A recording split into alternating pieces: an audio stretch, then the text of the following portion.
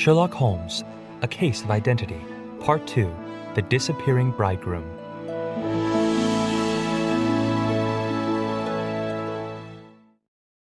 "I suppose your stepfather, Mr. Windibank, was very annoyed that you went to the ball," Sherlock Holmes said to our client.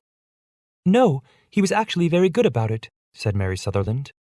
"As I remember, he just laughed and shrugged his shoulders. He said there was no use in denying anything to a woman because she would always get her way." "So what happened after you met Hosmer Angel at the plumber's ball?" I asked. "The next day Mr. Angel came to call on my mother and me.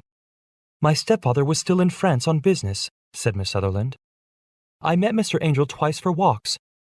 But after that my stepfather returned, so Mr. Angel couldn't come to the house any more. This puzzled me. Why couldn't he visit you?" I asked. "Well, my stepfather didn't like me to have visitors," said Miss Sutherland. "He said a woman should be happy with her own family. But I used to say to Mother that I didn't have my own family yet." "Did Mr. Angel make any attempt to see you?" asked Holmes. "No, but he wrote to me." At that point, Miss Sutherland's stepfather was going back to France in a week. Mr. Angel wrote and said it would be safer not to see her until her stepfather had gone. In the meantime, he suggested that they write to each other every day. Miss Sutherland was the first person in her family to see the mail each morning, so she didn't fear that Mr. Windibank would find Mr. Angel's letters. "Were you engaged to the gentleman at the time?" asked Holmes. "Oh, yes. We were engaged after the first walk that we took. Mr. Angel was a cashier in an office on Leadenhall Street, and—" "What office?" Holmes interrupted. "That's the worst of it, Mr. Holmes," replied Miss Sutherland. "I don't know." "Then where did he live?" asked the detective. "He slept at the office." "Let me make sure I understand the situation," said Holmes. "You didn't know the name of Mr. Angel's office or its exact address. So how did you address letters to him?"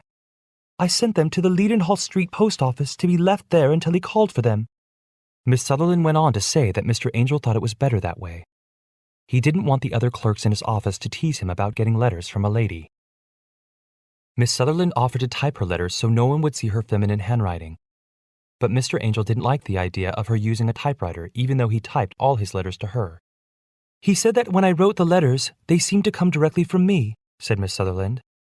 "But when they were typed, he always felt that the machine had come between us. That just shows you how fond he was of me and the little things that he would think of."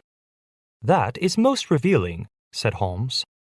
"It has long been a belief of mine that the little things are always the most important. Can you remember any other little things about Mr. Hosmer Angel?" "He was a very shy man, Mr. Holmes. He would rather walk with me in the evening than in the daylight because he hated to be noticed by anyone," said Miss Sutherland. "He was very modest and kind. Even his voice was gentle." Mr. Angel had suffered from a severe sore throat and swollen glands as a youth. As a result, he spoke in a hesitant whisper. He was always well dressed, very neat and plain. "But his eyes were weak just like mine," said Miss Sutherland. "He wore tinted glasses to protect them from the light." "What happened when your stepfather returned from France?" I asked. "Mr. Angel suggested that we should marry before my stepfather came back. Mr. Angel was dreadfully serious and made me swear on the Bible that I would always be true to him no matter what happened." "What did your mother think about all this?" asked Holmes. "Mother said he was quite right to make me swear my love on the Bible. She said it was a sign of his passion for me," said Miss Sutherland. "She approved of him right from the beginning and was even fonder of him than I was." When Mr. Angel talked about getting married within a week, Miss Sutherland began to worry about what her stepfather would think. Both Mr. Angel and her mother said not to be concerned about Mr. Windibank, though. It would be fine to tell him about the wedding after it took place. "I didn't quite like that," Miss Sutherland confessed.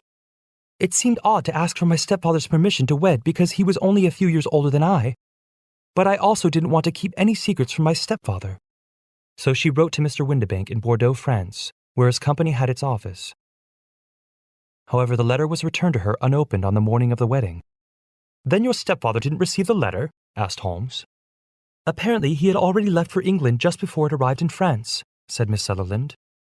"The preparations went on for a quiet ceremony. On the morning of the wedding, Mr. Angel arrived at our house by cab. There was room for only 2 people in the cab, so he put Miss Sutherland and her mother into the vehicle. Then he stepped into another cab right behind them. We got to the church first, and when Mr. Angel's cab arrived, we waited for him to step out," said Miss Sutherland. "But he never did. When the cabman climbed down and looked inside the cab, no one was there. The cabman could not imagine what had happened to Mr. Angel because he had seen my fiancé get into the cab with his own eyes. That was last Friday, and I have not heard from Mr. Angel since.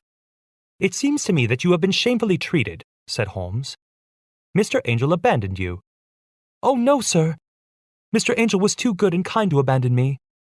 All that morning, her fiancé had been urging her to promise that she'd be true to him no matter what happened. Even if something unforeseen should separate them, she was to remember that she was pledged to him, and that sooner or later he would return for her. It seems strange talk for a wedding morning, admitted Miss Sutherland. But what happened afterward gave meaning to it. So you think that Mr. Angel met with some catastrophe? Holmes asked Miss Sutherland. Yes, sir. I believe that Mr. Angel expected some danger, or else he wouldn't have talked like that. And then I think what he feared actually happened. How did your mother take his disappearance? I asked. She was angry and said I was never to speak of the matter again. And your stepfather? I said. Did you tell him? Yes, and he agreed with me that something must have happened to Mr. Angel, Miss Sutherland said. She wiped her eyes with her handkerchief. But my stepfather thought I would hear from my dear Hosmer again.